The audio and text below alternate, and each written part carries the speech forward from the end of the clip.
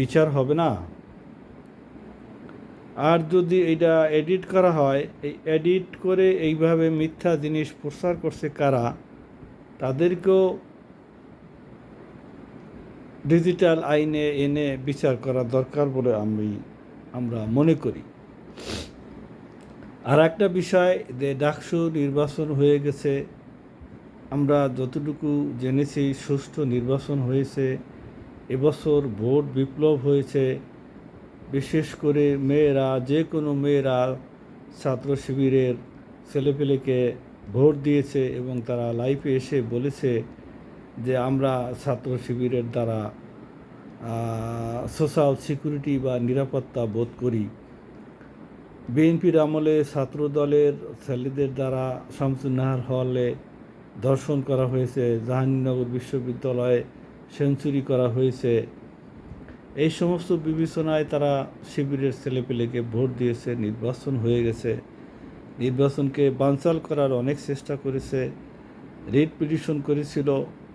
এখনও শুনতেছি সেই খিলখ্যাত নীলখ্যাত নানান ধরনের কথাবার্তা বলে সেই ছাত্র দলের সেই আবিদ খুব হাসি মুখে বলছিল নির্বাচন, এখানে কোনো ঠক দিক নাই, যে হবে তাতেই আমরা জিতব, এখানে কোনো হার নাই, নির্বাচনে হার নাই।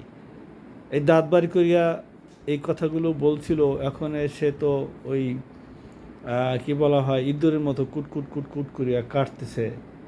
অবশ্য তার পিছনে লোকজন আছে, এই প্রশ্নবিদ্ধ করার চেষ্টা করতেছে, বিভিন্নভাবে দেশকে হেয় প্রতিপন্ন করার চেষ্টা করতেছে।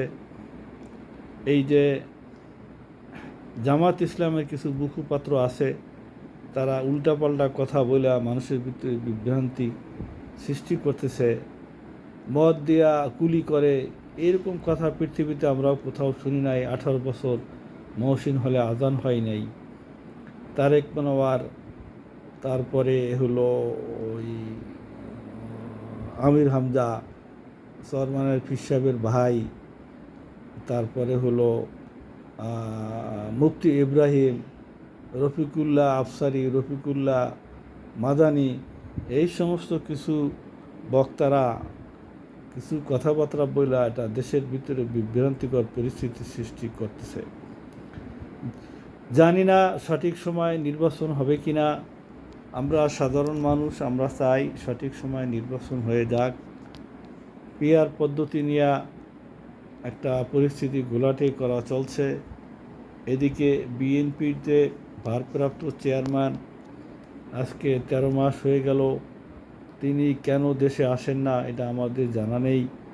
তিনি এসে যদি বিএনপির হাল ধরেন, তাহলে বিএনপি লোকেরা এরকম গরু চুরি করবে না, এরকম চাঁদাবাজি করবে না।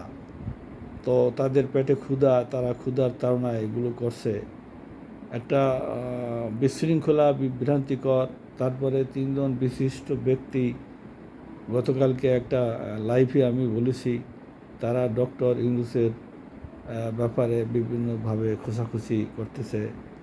তো এগুলো সব কিছু মিলিয়ে দেশের পরিস্থিতি কোন দিকে যাচ্ছে জানি না। আর উপদেষ্টা যারা আছেন, প্রথমে খুব সুন্দর সুন্দর শক্ত কথা বলেছেন ডক্টর আসিফ নজরুল, তারপরে হলো আমাদের স্বরাষ্ট্র উপদেষ্টা রেজওয়ানা হাসান, সেই সমস্ত লোকগুলো এখন আর তেমন কোনো কথা বলে না, চুপসে গেছেন। তো আমি আশা করি সকলেই ডক্টর ইউনূসের সরকারকে সহযোগিতা করবেন, যাতে অন্তত সুষ্ঠু একটা নির্বাচনের মাধ্যমে একটি নির্বাচিত সরকার ক্ষমতায় আসে। সকলকে ধন্যবাদ।